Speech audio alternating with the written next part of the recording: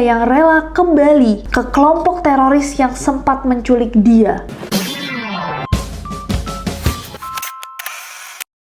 Hey guys, it's Nestin. How are you guys? Gimana kabarnya? Semoga masih semangat dalam menjalani minggu ini. Kalau minggu-minggu lalu kita banyak banget Musema. Make sure you guys watch, tonton semua Musema. Menurut aku Musema seru banget sih. Dan kayaknya dari komen-komennya orang-orang yang nonton Musema tuh suka sama Musema. Iya gak sih? Ya walaupun viewsnya gak terlalu tinggi-tinggi, yang penting aku dan kalian happy sama kontennya. Why not? Iya gak? Kan satu tipe makanan dengan 3 tipe harga. Dan kita akan mencoba mencari bersama mana yang sama Ma. Well, it's almost Eid. Sebentar lagi libur, guys. I'm so excited. Aku akan kembali ke salalalala. Apa must bring kalian ketika liburan atau mudik, guys? Coba komen di bawah. Apa hal yang harus banget kalian bawa? Kalau aku, hands down, kayak top 5 aku pasti harus ada power bank.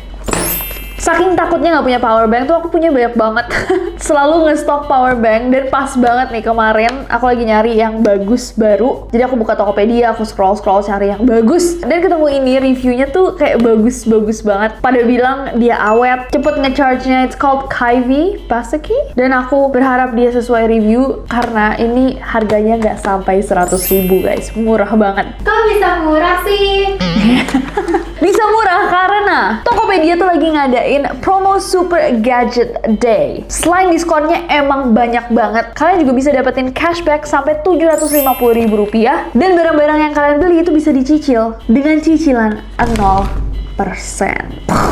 Pas banget buat kalian yang lagi cari gadget baru atau mau punya HP baru gitu, untuk kalian-kalian yang masih dapat uang lebaran. Menarik banget kan? Langsung aja cek Tokopedia sekarang juga. Anyways, ngomong-ngomong tentang sesuatu yang menarik, hari ini topik kita juga menarik banget. Apa? Masuk Michael. Masuk Bunes.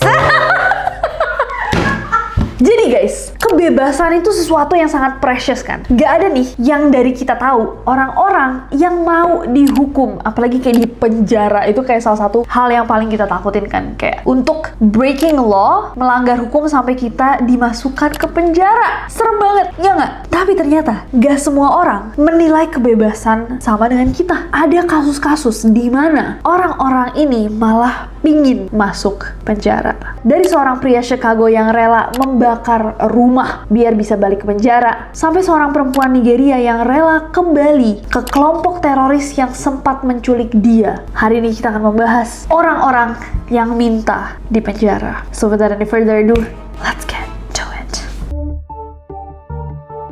Yang pertama adalah Robert Francis Krebs. Dia adalah seorang teller di sebuah bank di Chicago. Nah, dia ini pernah dipenjara guys, ditangkap karena kasus penggelapan uang. Dia juga merampok beberapa bank di Florida dan terlibat dalam perampokan bersenjata. Nah, di 1981 dia itu dihukum penjara 30 tahun. Dan akhirnya di 2017 dia dibebaskan. Bayangin guys, 30 tahun dia dikurung di penjara. 6 bulan setelah dia bebas, dia ngerampok lagi. Yang bikin perampokan yang baru ini unik banget adalah sebelum dia ditangkap nih dan akhirnya di penjara 30 tahun, dia tuh kalau misalkan ngerampok kan pakai wig, ditutupin topi, pokoknya kayak selalu pakai disguise, penyamaran gitu. Tapi setelah dia bebas terus ngerampok lagi, dia bener-bener ngerampok sebagai diri dia, sama sekali nggak nyembunyiin identitasnya. Ditangkap dong dan ditanya, kamu kok berani-beraninya ngerampok lagi, baru bebas 6 bulan yang lalu? Menjawablah dia kayak, iya sebenarnya emang saya ngerampok biar ditangkap lagi sih, masuk penjara. Karena ternyata selama saya bebas itu setiap bulannya cuma saya dikasih $800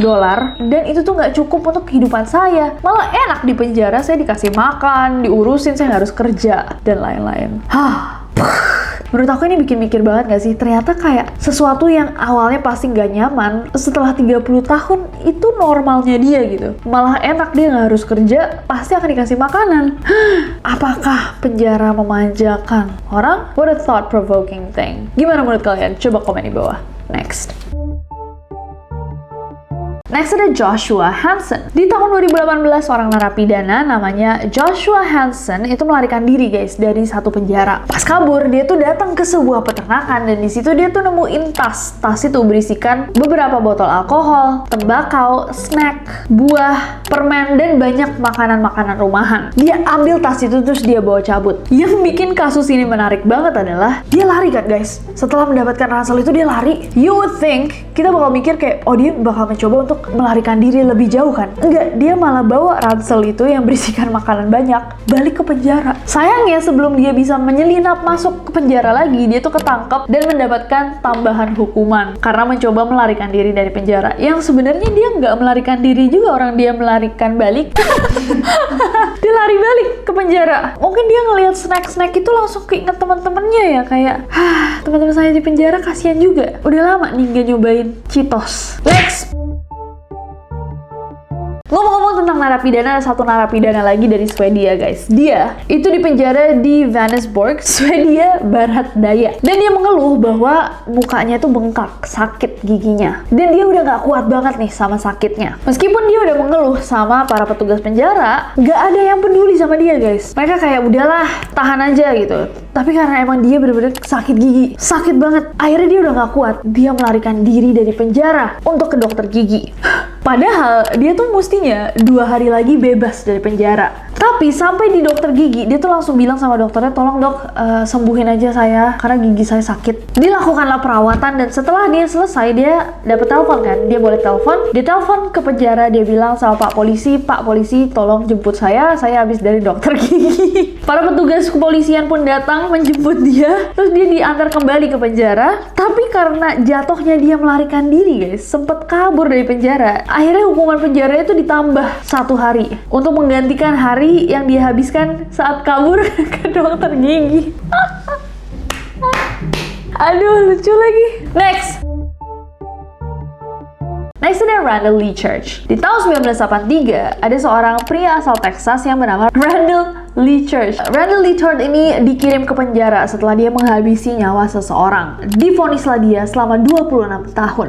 26 tahun di penjara. Akhirnya di 2011 dia nih mau bebas guys. Sebelum dia mau bebas, beberapa hari itu dibilangin sama teman-temannya, kayak nanti jangan kaget ya, pasti dunia tuh berbeda banget ketika kamu keluar sana. Randall merasa kayak hahaha kalian jealous kan bahwa saya akan bebas. Tapi guys, ternyata teman-temannya bener. Pas dia keluar, dia rada shock gitu loh menjalani kehidupan di luar penjara. Dia nggak nyaman, dia bahkan malu nggak mengetahui hal-hal simpel kayak gimana cara menggunakan komputer, handphone, internet. Dan pas dia ke supermarket, kok orang-orang kayak sensitif banget sama dia gitu, kayak anak-anak jauhin dari Randall. Mungkin karena Randall cukup terkenal kali ya. Nah, karena hal-hal ini, Randall tuh ngerasa kayak, wah ini bukan tempat gue lagi.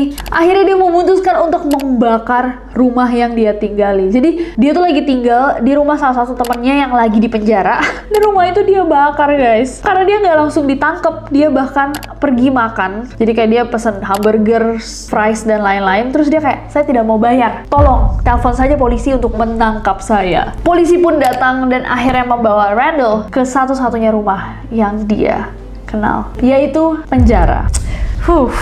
Pasti dia balik ke penjara, temennya kayak, kan gue bilang kan di luar nggak seru kan. By the way, kok lo masuk lagi ya? Rumah gue aman kan? Rumah yang kemarin lo pinjem nggak apa-apa kan? Randall langsung so anyways next.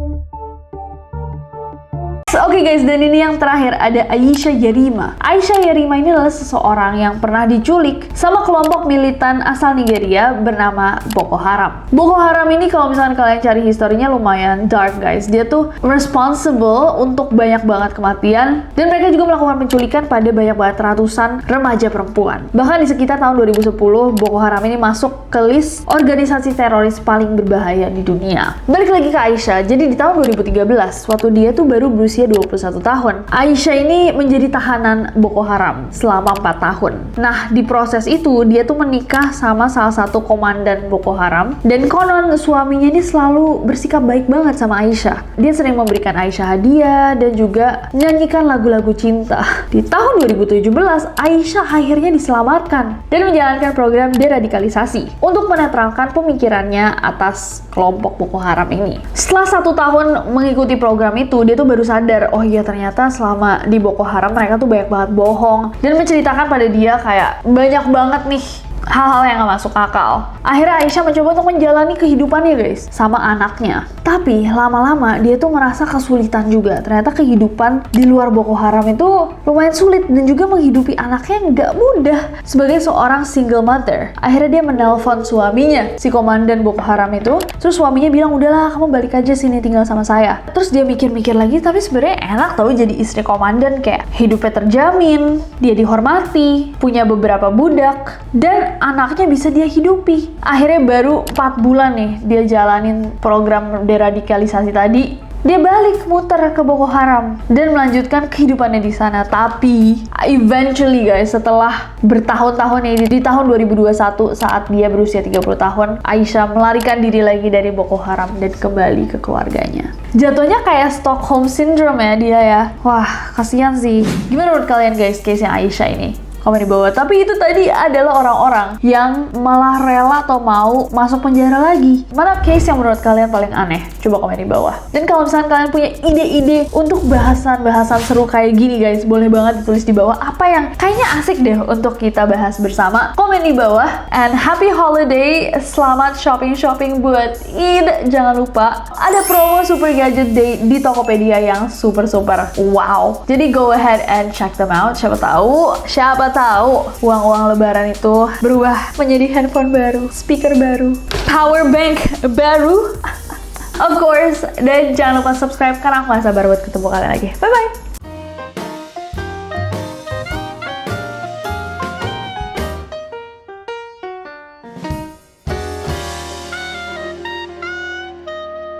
Sampai seorang perempuan Nigeria yang sukarela kembali ke kelompok Swedia Barat, Dayak.